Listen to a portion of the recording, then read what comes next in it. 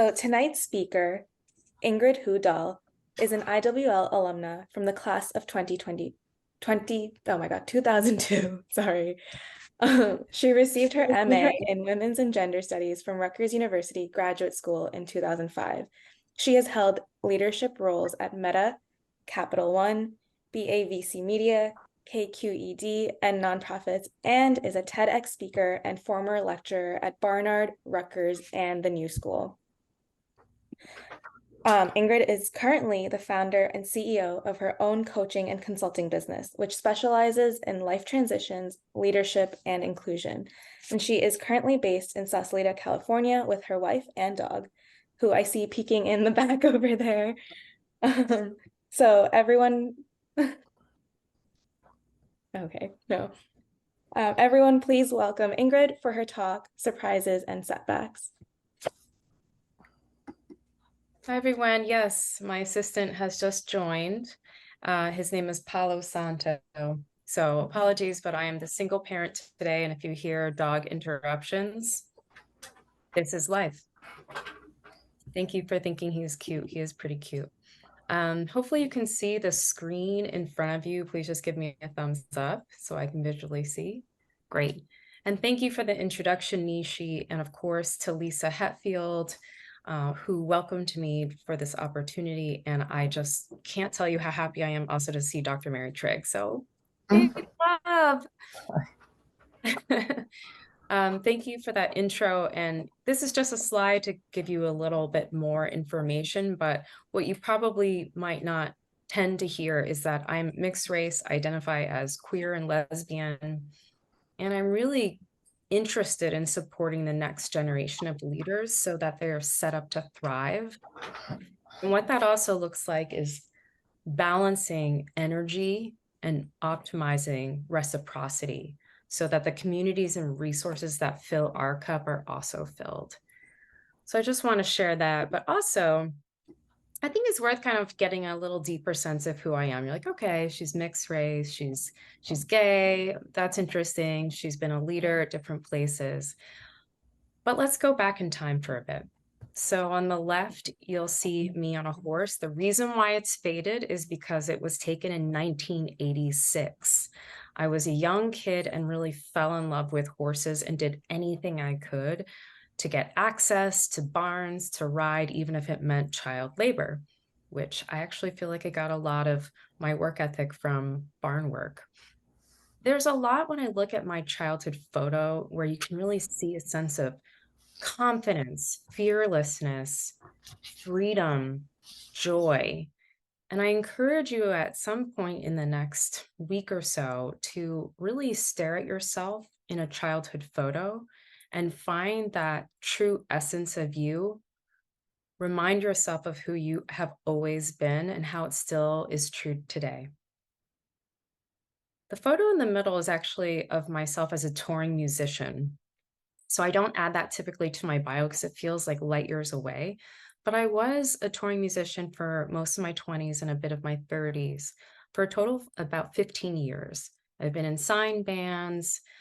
I've gone through 33 days of driving cross country, performing with mostly women, and learned a lot about xenophobia and racism, sexism, and homophobia in real time. And this is really pre having like Google Maps. We use MapQuest. So it's a really interesting time to play with identity and expressing myself in representation. In some ways, it was very much tied to the media. So we were connected to radio, musicians who were connected to film. It was really fascinating being in that world for this like vignette of my life. And to the right is a photo of my beautiful mother, who was a tech pioneer. And I often find that when we watch the stories of our mothers, we really also understand the continued work we have to do to combat discrimination. Like purely, discrimination is very much alive. And I've worked most of my career to play with it, to challenge it, to examine it. So if you ever want to reach out to me about what I've learned and my strategies on that, invite me to another talk.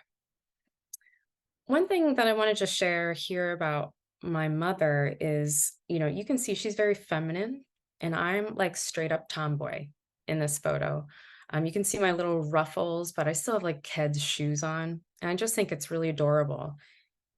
Something that you should notice too is we are in a neighborhood that looks somewhat affluent in New Jersey. We were the only interracial couple. My parents were the only interracial people of color in this neighborhood. And I was born 13 years after interracial marriage was legalized. So I think this is really important just to see a snapshot again of a tech pioneer next to her very creative, media savvy, queer, biracial badass to come. And you're going to hear a lot about my journeys in a moment. And also a little bit about my mom. All right, so the title of this is Setbacks and Surprises. And of course, I want to share strategies, and I have a lot to share today. But you probably are wondering, okay, well, what's the difference between a surprise and a setback? Like, help me understand what that means. So for me, surprise really gets at my amygdala, the fight, flight, freeze of our brains, which is often coined the lizard brain. It's a highly reactive, kind of human but reptilian response to fear or perceived danger. What happens usually with surprise, it's really quick and it's based on perception and belief. It takes a lot of the focus from our prefrontal cortex, where we do all of our best focused, great thinking and creativity. So that to me is a surprise how I define it. And a strategy when a surprise happens is actually connected to something called cognitive behavior theory. This is the only theory I'm going to throw at you in this evening, but I love it because it's actually really simply breaks down what's happening from a neuroscience point of view. So a surprising situation that you see might trigger a thought or perception, which then has an emotional or knee-jerk reaction and bodily response that you feel, which results in reaction or behavior. So thinking back to flight, fight, freeze, if I experience a surprise at work, this is what happens. I'm going to give you a real example. I'm in a meeting. I'm told that my entire portfolio, which is massive, is being divided between me and my direct report. My knee-jerk reaction in this moment is to be really defensive, you can imagine, because that's consistent with believing, oh, I'm not doing a good enough job. My boss is the one in control and he's undermining my position. Some of you might have felt that way or perceived that in your own careers. My emotion in that instance that I'm believing that to be true is fear, anger, disappointment. And I can feel the sensation in the tensing of my muscles in my neck and shoulder. I have tighter breathing and breaths, and I'm probably flushed in the face. Like you could literally see that I'm feeling either that anger or embarrassment on my face.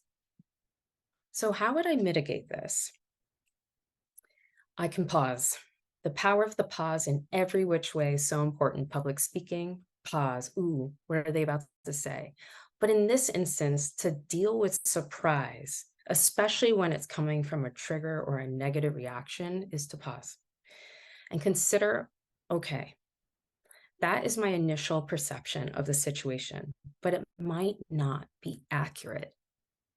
So I'm going to notice my immediate emotions or feelings in that instance and actually insert curiosity. What information might I be missing? What opportunity does this present to me to support my direct report and advocate for her? What kind of way can I reframe my value that I bring to the team at this juncture? Maybe I'm taking on too much, and maybe my boss notices that. So we have leverage in our beliefs and behaviors within this mental model that I hope you'll practice and share with others. It can be a game changer to get through the day and not feel hyper triggered from situations that we may very well misinterpret.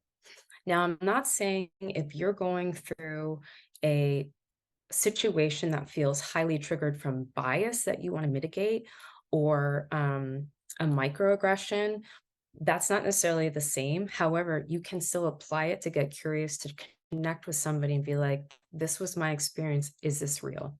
Is this how you intended this to be? Most of the times I find that our perceptions are not accurate, and people will say, oh, that's not at all what I meant. I meant this. So that to me is what a surprise is. Now, setback. This is kind of trickier because this is around things that are longer, not short term, not knee jerk. Often this is around something you can't control, and it can feel very much so that it is out of your control. This tends to be a longer term impact on your life that you just didn't expect. Maybe you don't feel prepared for. These tend to feel personal, even if they're not. And it's very natural for setbacks, when you experience them, to feel sad, depressed, and confused. In fact, I found that some of my setbacks mirrored aspects of my grieving process and loss. I share this distinction because I think it's really important to have real talk around when you're in your career and you have a setback, which you will. And I'm going to show you 5 of mine. What can you do to give yourself space and a moment to return to your power and your life force in these moments? They're really important moments. In a setback, we have tremendous opportunity to pause, to take stock, follow new paths, meet new people, learn new skills, and try things that we might not otherwise have ever done. Setbacks also tend to build personal qualities or provide the opportunity to develop further resilience, coping skills, and empathy. And we might feel like, as young people, or people who are pretty seasoned in our careers, we've got that. But I promise you, the setbacks can get bigger and bigger, and it's really important to continue building those skills over time. So instead of focusing on the negative aspect of a setback, what I find is reframing my mindset to see it as an opportunity for growth and learning is a really key lesson that I want to share with you. Because every situation is something that we can learn from and use to move forward. I'm going to share again my own setbacks and strategies I use to get through my tough times, some of which I've learned very recently. But for those of you who are mentors, I've read all of your bios, and it's such an honor to be with you today. My peers, my badass women, you probably have experienced this squiggly looking career kind of like this. It's an interpretive dance of, where am I going? And is this what I want? And I got this job from my network, but it's never linear, and it's not always up and down. It's sort of squiggly around. So I want to encourage you, if you feel like you've experienced that and you're like, where am I in my own ship? Am I driving my future forward? Sometimes these things are happening for a reason, and it's quite incredible. All right, so I told you I would share some of my main setbacks, and I'm also going to share how I mitigated the setback. So the very first one I want to share, and Mary Trigg and Lisa Hetfield, you probably remember this, is in 2001, I'm about to graduate and a recession hits. Yay. How do you get a job when a recession hits? Especially when you're a recent IWL scholar and you have high hopes and ambitions to kick ass as a young leader. Then in 2008, another recession hits. I'm working in New York City, and I realized my only option to maintain and continue my career is to take a very challenging role in San Francisco, California. So this is basically a pivot point for me. A couple years later, I do move to San Francisco and start my journey, which you'll hear about shortly. Skip to 2017. I'm here in San Francisco and determined to switch from nonprofit into tech. Tech is really big at this time. And so I go through a pretty big setback because I finally get into tech and I feel like a fish out of water. And I'm wondering, why did I want to do this again? What was the reason? Was this my calling? Then in 2022, during a pandemic, my mother, not only was she diagnosed with a really aggressive form of lung cancer, but I couldn't go see her due to the pandemic. The borders were closed. There was maybe one opening per year from 2021 and 2022 to go see her. And in 2022 was the last time I did see her. A few weeks later, she passed away, and it was one of the hardest things I'd gone through in my life. And that was last year.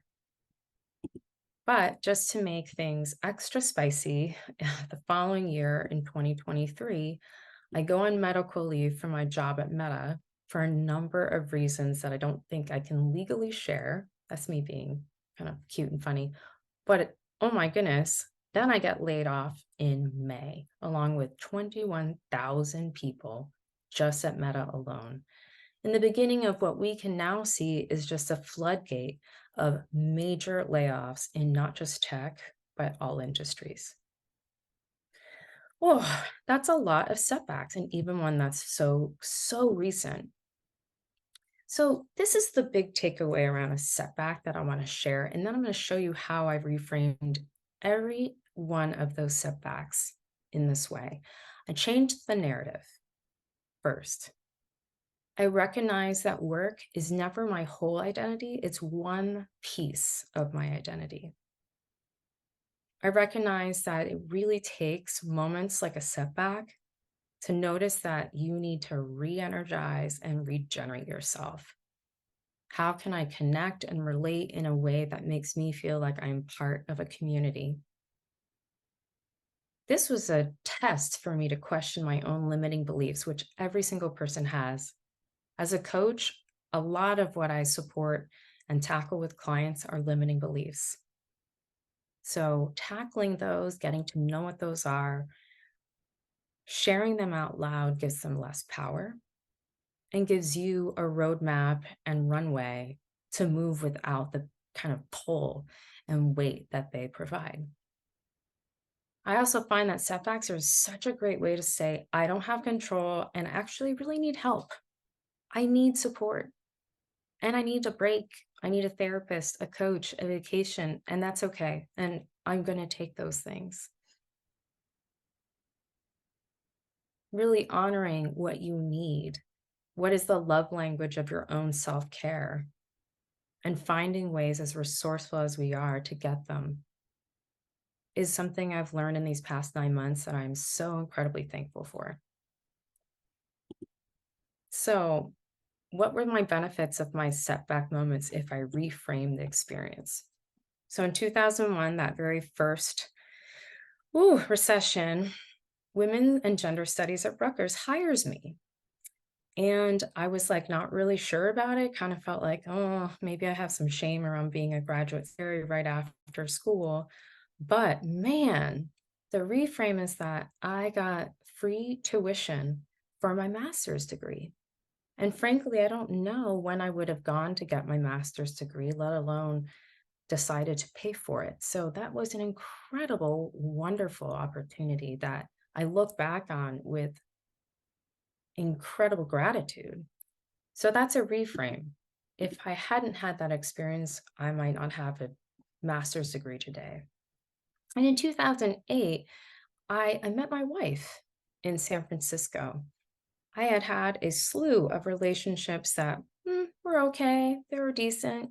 I wasn't really looking to get married, but something about the pull in San Francisco opened up a vortex of possibility and love and deep, deep respect and relationship. Also, in addition to that, provided a way of accelerating my career and absolutely through tons of change, which was painful and joyful, not at the same time, but in undulating moments, I really transformed. as a person, as a leader, as somebody who deeply cares in change even more than ever before. And in 2017, even though I felt like a fish out of water in tech, man, I learned a lot, grew and advanced. I supported other women. I ran an employee resource group of 22,000 women.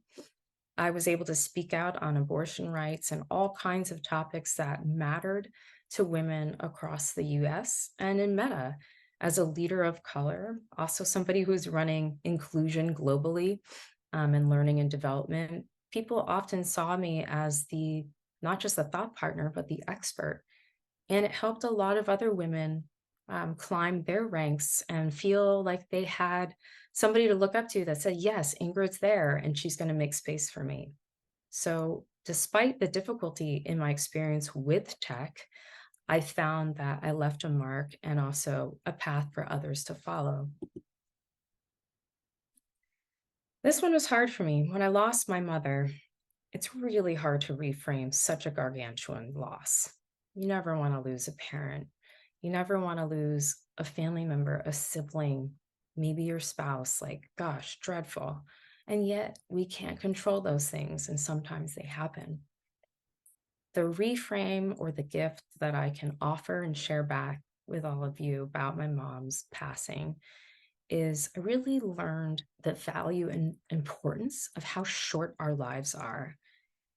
And my life, not to feel stressed about it or like, come on, Ingrid, you gotta like do all this stuff. It was more like through my grief and through a lot of healing, which I'm still going through, I got very, very inquisitive to listen to my calling. What is it that I want? What is it that I want to do? I don't want to just be in tech. I want to do something that's going to be aligned with my purpose and my power and my bravery. And so in this year, a couple months ago, I launched my own business and I have a lot of clients actually. I'm really excited about it. I have a book coach. I'm working tons of hours every week, pumping out a book that I'm really excited about. Never thought I'd be writing a book right now, but that's what I want to do. And I have a lot to share into the world about my identity, my experience, loss, grief, being Hatha, and wanting to, again, give back to the next generation. Something that's new here is I also got a full-time job offer and I'm starting a role in 2 weeks. And one of the things I was so proud of myself in is one, well, there's a few. I'm really proud of myself for not caring about the title. That was not me. I wanted title. I wanted the next role to be VP or C-level. And I learned in these 9 months, that's not what I want. That's not the kind of role that I want to thrive in. So didn't care about title, didn't care about money. I care about money enough where I have to pay my bills, but I was like, okay, let's negotiate. If I'm going to get a pay cut like this for doing work that feels good as an individual contributor, and it is aligned with me and my coaching, I need you to let me work like 60% as a full-time person. And the rest, I'm going to be building my business and writing my book. And there was no other negotiation ability or flexibility on the table. They couldn't say, oh, we'll offer you more money to get more of you. So they had to say yes. And I'll be testing that out come November to see if that is actually true. And the beauty is if it's not and it doesn't work out for me, I will leave. Because this is about the journey that you truly want and curating that experience, not based on, ooh, I need to have this job. Like, what if I don't have this job? I trust very much in my ability to make it myself and not be connected or tied to a role that might not suit me or help me feel like I am contributing to the world. So I mentioned I'm a coach, and I want to share that my mission, which I've been carving out for a few months, is really bravely navigating change so my clients can nurture their life force through change and setbacks. I have a lot of clients that are in transitions of all kinds. Some are men who are like, I'm going through a midlife career, and now I'm going through a midlife crisis, and I really could use some help. I find that when people are looking at what seems like a foggy, unclear canvas, it's so wonderful to be part of a journey where you're listening to somebody to help them see clearly, just like what I went through. And whether it's a therapist or a coach, I find that these are places where we continue to nurture our leadership, we continue to nurture ourselves as women and regenerate, making sure that our energy is in the right place and our limiting beliefs are at bay. So, during your career, you probably already have had, but there might be more times that you feel stuck, that you're not in control, that you're in the middle of such major change or a challenge. Layoffs are an act of nature and change is constant. So I just want you to know that I see you, you see each other, and there is a way to bravely navigate change, nurture your life force, and keep your head above water. And oftentimes that's leaning on each other and not taking that on your own. One tool that I really want to share with you before we transition to like engage in a conversation and dialogue, which is my favorite part of talks, is a coaching visualization. So I'm going to ask if every one of you are in a place where you can kind of have quiet around you. Like, are you able to kind of close your eyes? Give me a sort of a thumbs up. Okay, great. These are one of my favorite visualizations.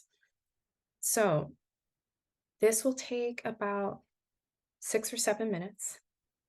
We're not meditating. I'm going to ask you to see what I'm guiding you to see in your mind's eye or your imagination. And we're going to begin with one additional tool that I'm going to show you that actually helps manage cortisol, testosterone, and oxytocin. So we're going to go through the visualization. And when we come back, I'll explain what was that tool that we did, because I'm not going to say it in the moment. And I'm going to invite you to share what your experience was from the entire visualization. So it's really just another tool you'll kind of experience, but a bigger visualization that I want to hear mostly about. Okay, so I'm going to ask you to sort of kind of feel out the chair that you're in, or if you're at a standing desk, if I can't see you, maybe you're already laying down. I don't know, but let's just go with you're sitting. I'm going to ask you to close your eyes and just kind of take note where you are in your body, kind of feel a bit of your core. Notice how you're sitting. Maybe your legs can come uncrossed if they're crossed. So you can really feel the foot pads in your shoe or right on the floor that you are seated at. And start just kind of like moving your shoulders a tiny bit, just kind of feeling out the tension that they have held probably all day. Maybe just gently roll them up towards your ears and back down. And just noticing your breathing. Maybe you have a breath in that's a little more intentional or slower, more curious about that breath. And here in this moment, I'm going to ask you to picture a really beautiful tree. This could be a tree from your neighborhood, your childhood, a vacation that you went on, one that you just made up, but a really outstanding, massive old tree. And I'd like to invite you to picture that you're standing or seated next to this tree. And it's a beautiful day. You can feel the warmth of the sun coming through the shades of the tree's leaves.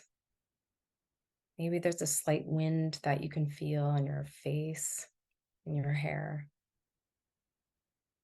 Maybe you hear distant birds chirping. It's just a very serene environment. And you put your hand to the side of the tree and really lean and feel its bark. It's ancient, it's wise, it's been through so much history in this one location.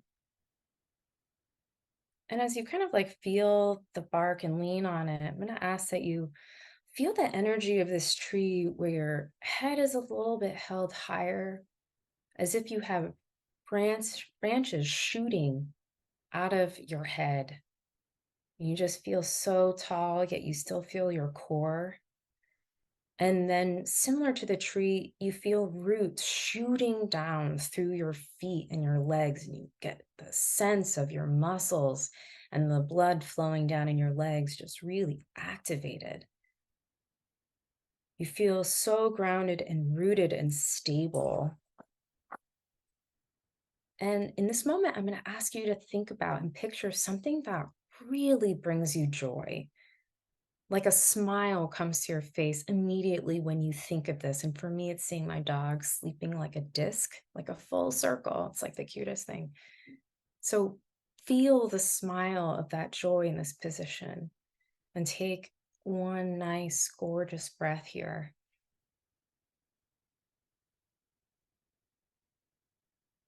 I invite you to kind of get curious and look down at the base of the tree and see that kind of behind it, there's a bit of like an entryway of some sort. I'm going to ask you to kind of go down to the base of the tree, and you notice there's an opening, like a tunnel, kind of like an Alice in Wonderland, but you're not going to fall. You slowly enter the tunnel very much with ease in your mind's eye, in your imagination. And you're kind of like crawling, walking comfortably down, and it feels really safe and like very earthy. And it's starting to feel a little cooler, but in a really nice way. You start hearing what sounds like water. You get to a place where actually this entire tunnel is opened up into what is basically a cave.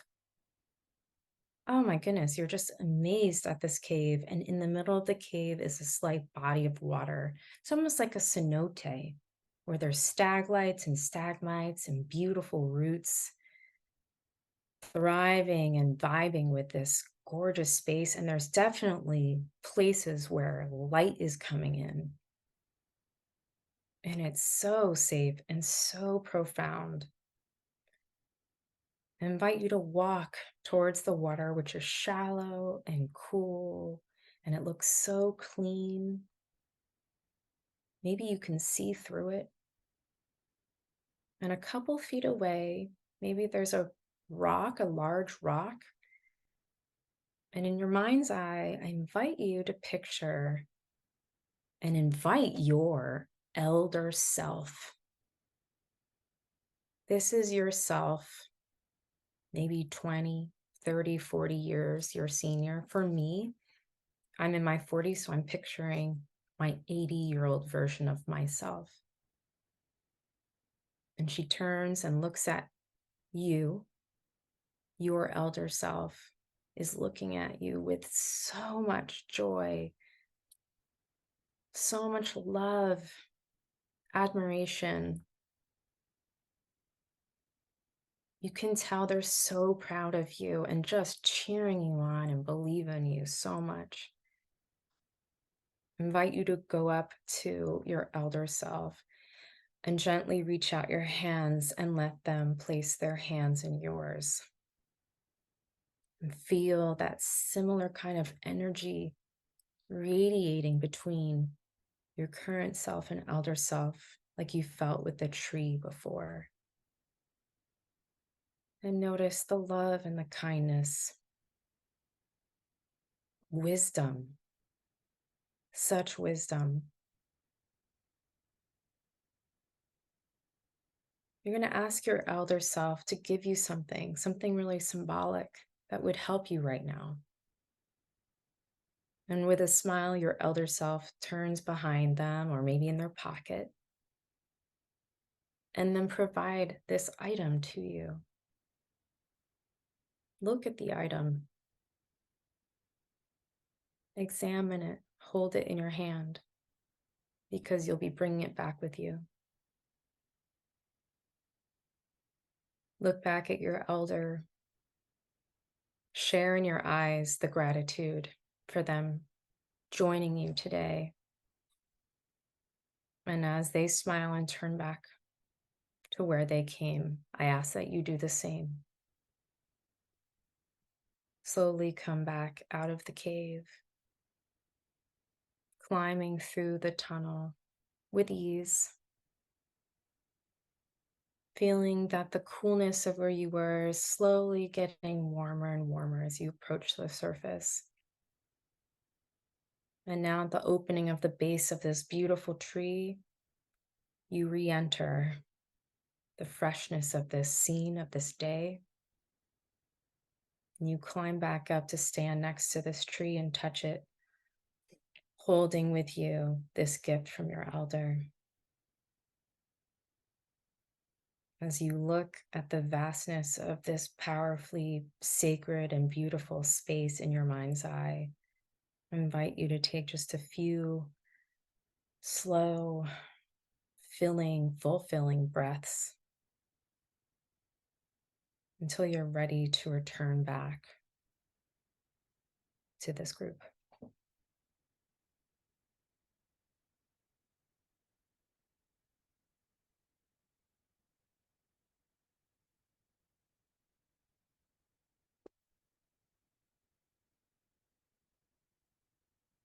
Thank you for letting me lead you through that. It was longer than 8 minutes, my bad. I promised you I would share what was that tool, the remaining tool. So when we sat upright next to this tree and breathed differently, right? Slower, just breathing slower, fuller breaths, releases cortisol. And the positioning of sitting up strong, powerful, and tall releases testosterone, which we all have. And picturing truly something that brings joy and a smile to your face releases oxytocin. So those three things are just a quick way to recenter. If you're going through a stressful moment, you're like, what was that tool that Ingrid said about, behavior and knee-jerk reaction? I'm feeling very, very triggered. That's a really great way to just quickly recenter. It can take 2 minutes. Lisa. So with that, I would love it, desperately would love to hear, what did you see? Would you like to share about your elder experience and what they gave you? Happy to just kind of, invite people to come off mute and just share if they wish. Hi, how are you? Good, and you? Good. I figured I would jump in. I can honestly say that when it comes to those things, it always surprises me how creative my mind can get. Because I say at night, like when I close my eyes, I don't dream, but you're guiding me through it. It's cool how it sees the pictures. And for me, I think what was beautiful is my brain was very much in like the personal growth versus professional growth space, and older me just showed me like what my future would look like. It was just like a family photo. Like I'm very like family driven. So for me, like a life with like, a spouse and, some kids maybe, a pet, things like that. So just seeing like, that whatever path I'm on, that there's a way there, there's hope. So just nice to think about. And again, the secluded, isolated space is nice to distance yourself from the hectic reality sometimes. Thanks for sharing, Julia, being the brave first. And again, no pressure to others, but it's just so cool to hear that. I love, Julia, for you, it was a family photo, and I kind of feel like tingly imagining your experience. Anybody else want to share? Oh, and hi, Sasha. Hi, yeah, I did have one I was going to share. First of all, the whole visualization, I must have yawned like 25 times. I was just getting so relaxed. My eyes started to just water. It was like, I'm so glad Nishi's recording this. I'm going to listen to you all the time.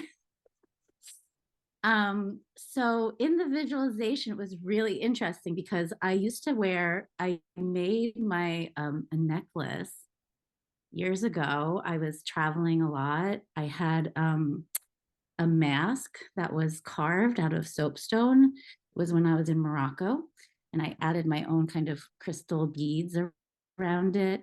And I wore it for many years. In the shower, it never came off. I just always wore it during my travels. But that's what my older self handed me. And when she did, it made me want to cry. Oh, So yeah. Wow. I'll have to think about that. That's powerful stuff. Yeah, please, anybody want to journal after this? Is very cathartic, but thank you for sharing that, Sasha.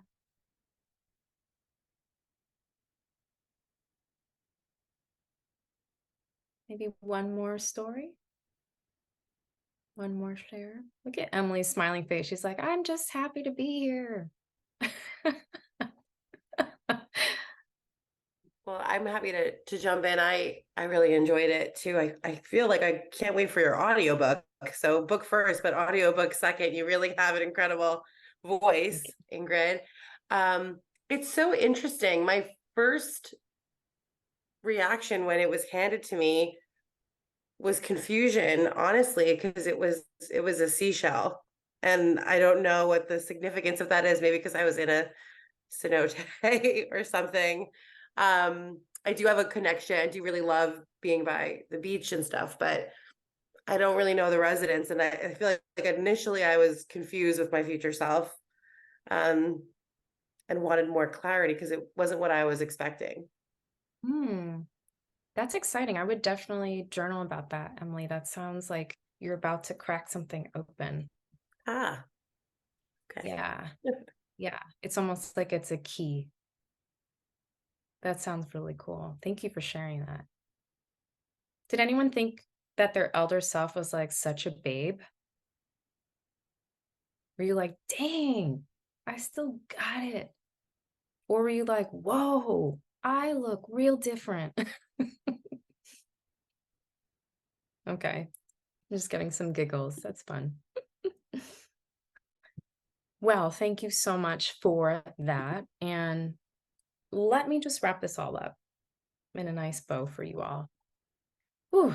And then I'd love to continue having conversations with you all about what you heard about surprises, setbacks, and reframing.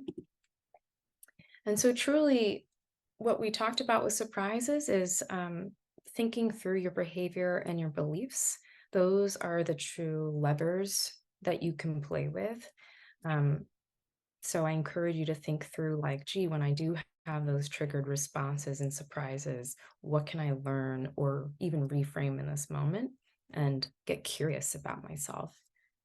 With setbacks, again, this is longer term. It often provides a lot of space for healing, reflection, recovery from, a difficult experience, but lean into support. There are people all around you who love you and care for you, least of which in this program, there's so many spaces of support and care, and find the care that you need and ask for help.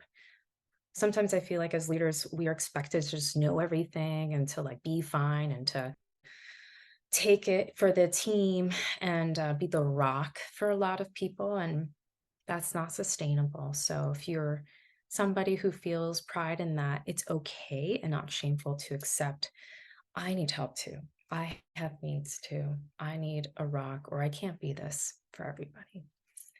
And finally, just reframing the narrative of a setback when you're ready can really help you focus on what matters, recentering and realigning to your values and purpose. It is a moment that bequests bravery.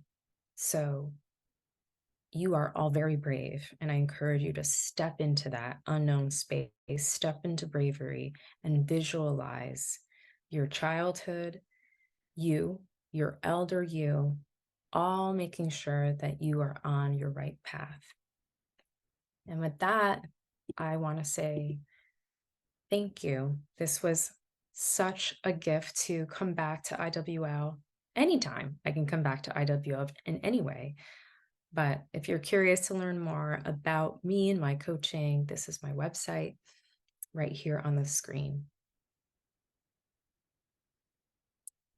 Okay, well, with that, then I'm very happy to share that you get 4 minutes back to your lives. And if it means just taking the quickest nap, eating dinner, whatever it is that you need to do, please do it to give yourself that self-loving care, or journal if you're like, what did I just experience and I need to marinate?